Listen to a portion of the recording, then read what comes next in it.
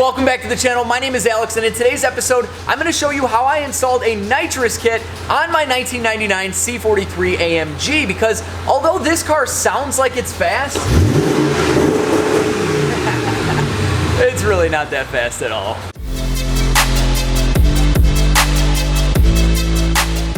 If you guys have a good ear, then you're probably hearing that ticking noise. Guys, this is so weird. It's been doing this since I bought the car a year ago. I've never really looked too far into it because these engines, after 100 or 200,000 miles, the lifters can get a little bit noisy, and for a car that costs $200, I wasn't really going to do much about it. Doesn't affect performance at all. This thing runs awesome, but I am starting to think that this may not be a lifter noise because it's intermittent and it switches from one bank to the other. It's so crazy. Gone.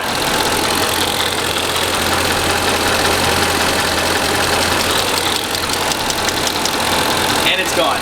Guys, this is what it does, and sometimes it'll be just as loud on the driver's side bank. It's so weird, but I think that maybe it is the spark that is arcing from some really bad ignition wires. Now I ohm these out. They seem to fit very nicely, but that's kind of like the only thing I can think of.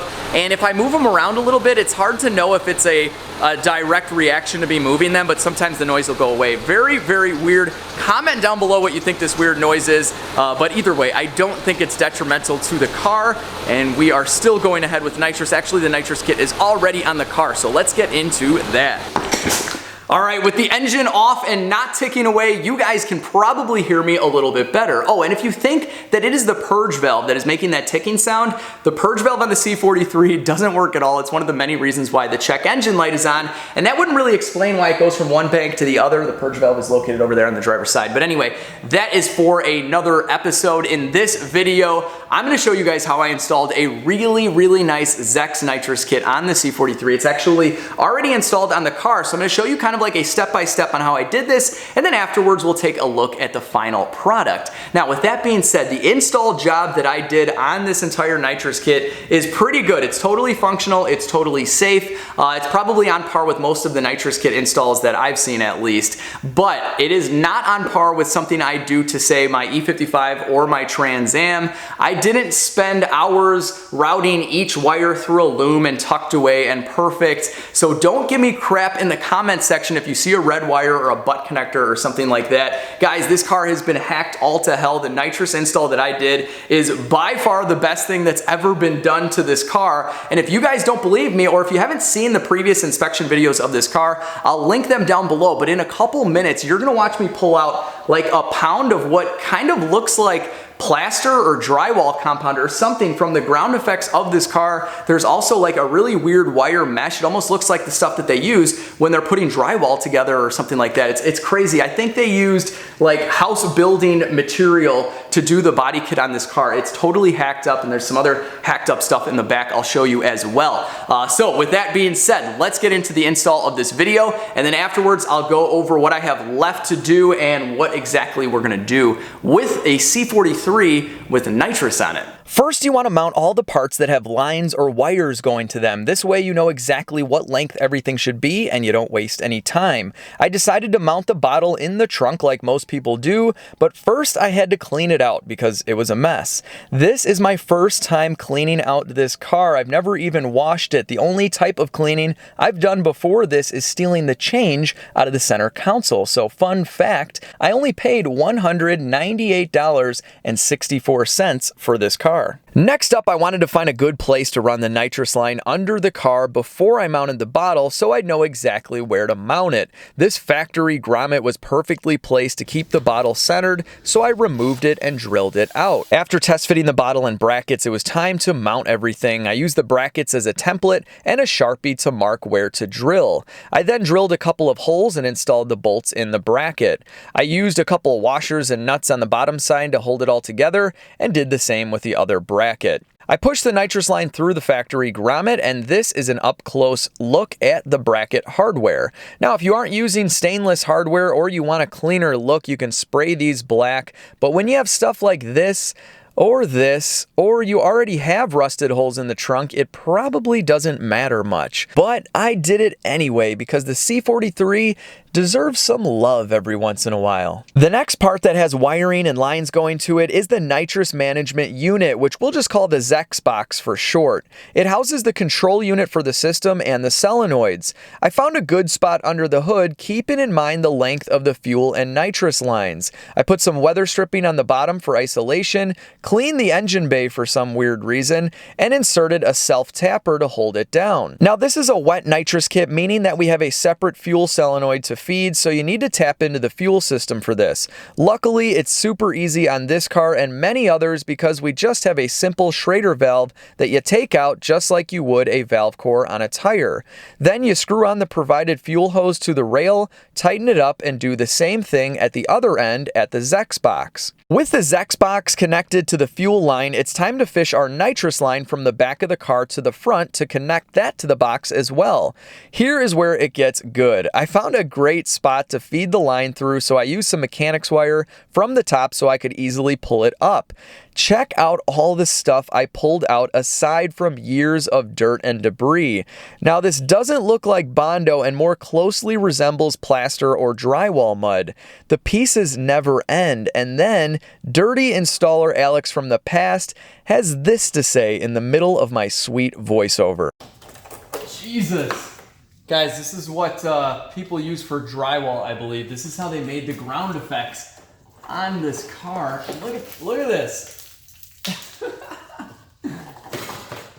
Oh, but here is my mechanics wire. Perfect, that's what I need. So we're gonna run the nitrous line right through those horrible ground effects. So with the mechanics wire through, I fed the nitrous line above the rear subframe and away from any moving parts. Then I ran it through the ground effect and used zip ties to make sure it stays in place. I attached the mechanic wire to the end of the line and then pulled it up from the top. Last up, before I show you the finished product, how I wired up the horn button on the steering wheel to activate the nitrous kit and show you some more hacked up awesome stuff, we have to talk about the intake nozzle for the nitrous and fuel jets. I temporarily installed the lines to the nozzle and marked the plastic elbow for drilling. For a wet kit, you want this after the mass airflow sensor if you have one.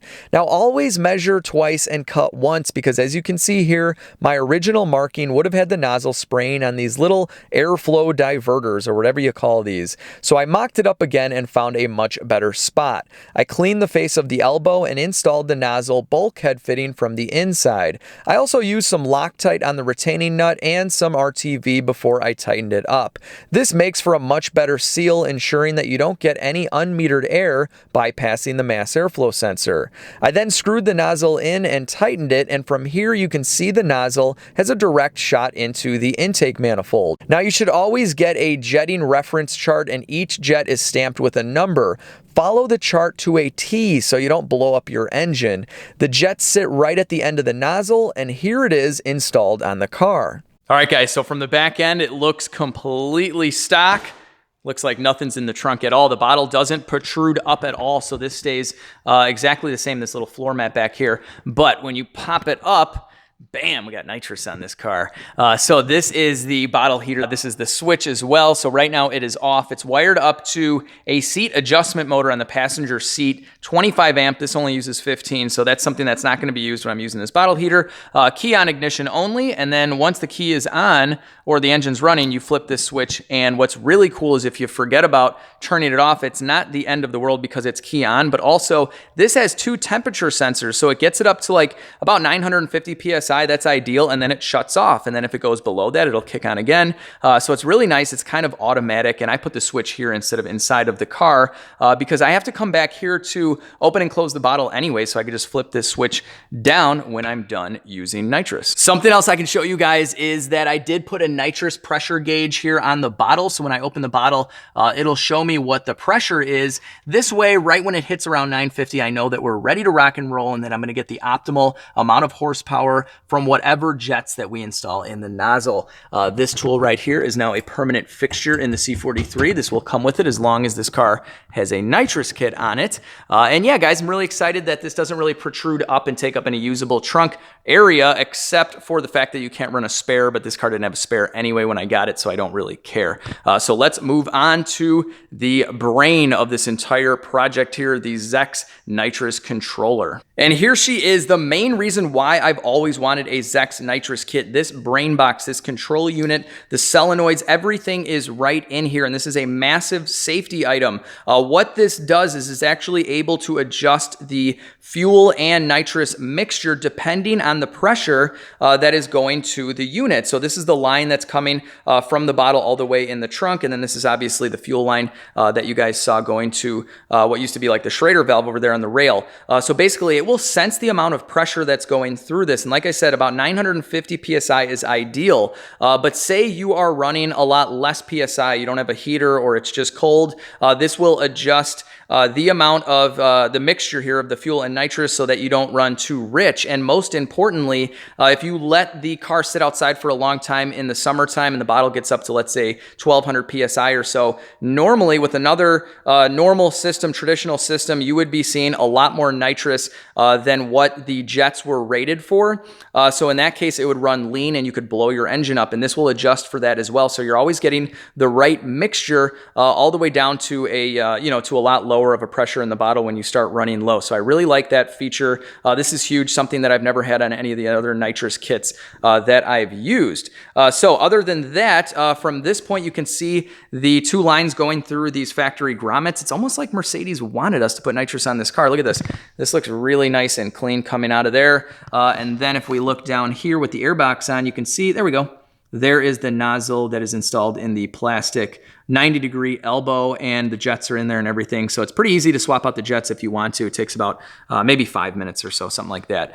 So let's talk about some of the wiring. I ran the power and the signal for the throttle position, which we'll go over in a minute, through this loom right here. It goes all the way over there. And then we're grounded right here, really nice and easy. So like I said, guys, don't kill me on the wiring. Oh, and let me just show you some of this wiring, by the way, guys. This was all done by one of the previous owners. Check it out. This guy must have been a contractor. These are not for cars. And then all this wiring, I don't even know what this is. So super hacked up, guys. So I did it a little bit nicer than that. We ran the two wires right here from the horn connector. So the car doesn't have a horn anymore. It didn't work anyway, so I don't really care. And honestly, if I wanted to, I could have put like a secondary toggle that would interrupt the ground for the horn so that you can kind of like have your cake and eat it too, have your horn mode and your nitrous mode, but I didn't really care. So right now, the car doesn't have a horn still, but instead, when you hit the horn buttons on the steering wheel, if you guys remember these old AMG steering wheels, there's only two buttons, that's it. This will actually activate the nitrous as long as you're at wide open throttle, and that's where this white wire comes into that is coming from the box. Now what you do is you splice this into your throttle position sensor output signal. So this is a voltage output signal. This car is a little different than most cars, especially American cars. It has a foot pedal, it has this, it has an electronic throttle body, but either way, you find out which wire is at 0 when it's closed, and it might be at 2 volts or 5 volts or something like that when it's wide open throttle. In this case, it's 2.3 volts at wide open throttle. So I tested, found that wire, spliced it into the white wire, and then it's just a matter of learning it into the box, which is really easy. All you do is you hit this button and then you floor it. For 10 seconds, it memorizes that voltage and you're good to go. Then it knows exactly when you're at wide open throttle. So for this car, I go wide open throttle and that basically activates it in my case. And then I hit the steering wheel button. And the reason I did this, guys, was because I didn't want to wire up an RPM window switch. You don't want to activate nitrous below 3000 RPM. It's just too harsh on the engine. So what I'm going to do is I'm going to utilize that steering wheel button to wait until the engine's at 3000 RPM or higher and then hit the button. And then I could also let out right before the shift if I want to be a little bit more gentle on the transmission, but I don't think I'm going to do that. I think this trans will hold up just fine. So I pulled power from right here, ran it to a relay, and then the other two leads are coming from the horn circuit there. And if you guys don't know how a relay works, basically when I hit that horn, it energizes this bottom part, which basically pulls this down. So circuit 30 and 87 end up connecting, and that is this wire here straight up from the battery, and this red wire right here to the control module. So that completes the circuit,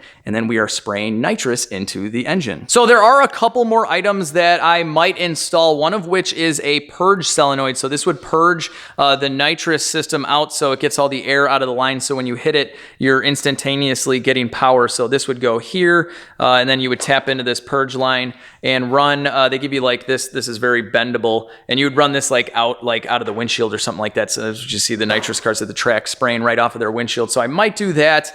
Also, I will be installing a wideband O2 sensor like I had mentioned in a previous video. Although with this system, it's pretty safe as long as you know you got good fuel pressure and it's monitoring for you, especially in a stock car with a stock tune. It's pretty safe, but I think for the $175 for the AEM, which is a really nice kit, I have this on the E55 and the Trans Am, I think it's totally worth it. So I'll be installing these two items. So let's get into what exactly I'm going to be doing with this car once I fill the bottle and it's ready to go. All right, guys, so the plan for the nitrous-powered C43 is first and foremost to get the bottle refilled. I had an old bottle from my Trans Am nitrous days that had a little bit of nitrous left in it, so I tried that out just to test the system, and I did do a few hits on the street. It was probably only like a 30 or 40 shot because the pressure was so low, but it felt good, so I'm really excited to get a fresh new bottle back there. It's got the 75 pills in there right now, so we'll be running about 75 more wheel horsepower, and then I have the jets for 100 shot and 125 shots. So we'll see how this all goes and maybe work our way up to that. Speaking of getting your bottle filled, something interesting that I just learned is that supposedly there was like a nitrous factory or distribution center or something like that that burnt down, and shops were price gouging on nitrous. So where it used to be like $4 or $5 a pound, it went up to like $12. Some shops were charging like $15, and some weren't even carrying it anymore at all. Since then, they've ironed that all out and prices have come back down. So it's about $6, roughly $7 a pound for nitrous nowadays. And if you're curious, if you're running a 100 horsepower shot, depending on how much you're purging off the line, you'll get about 4 quarter-mile runs out of a 10-pound bottle with about 100 shots. So still a very, very cheap way to add horsepower to your car, especially now that the nitrous prices are coming down.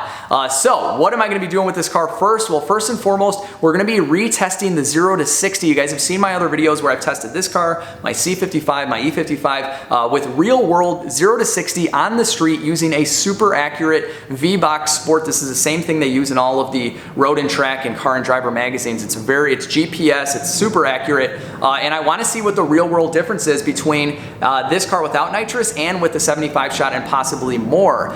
So I'm really excited to see how low we can get this thing, especially with the cool fall weather. I think this car is going to perform really, really, really well. So super excited for that. Also, Matt from Work Perception with that see-through E320 that I raced on the south side of Chicago on the street. He's got a nitrous kit now for that car as well, and so he's putting that on as we speak, and we are probably going to meet back up in a street racing type of setting and race these cars with and without nitrous again. So I'm really excited about that. You guys saw the last time I lost, so I'm hoping that this time I'll win, except he's got nitrous too, so it might be even. I don't know. We'll find out. Stay tuned for that video. Other than that, we may go to the quarter-mile drag strip with this car. I'm not sure yet. My main focus right now is to get the E55 to the drag strip because all the mods are done and I want to see what that car runs, hopefully in like the mid-11s. And that's about it, guys. I'm going to be playing with this on the street, having a blast as I always do with this car. And yeah, that's it. So let me know what you guys think in the comments section. If you like this video, if you like this car, if you like nitrous, give it a thumbs up. That kind of stuff always helps me out. To all the new subscribers, thank you so much. We've gotten quite a few over the last month or so, which is great. And to all my original subscribers, thank you so much for all the support. I really appreciate you guys watching all the videos. And if you need anything, email me at legitstreetcars@gmail.com. I hope that everybody has an awesome day, and I'll see you all in the next video.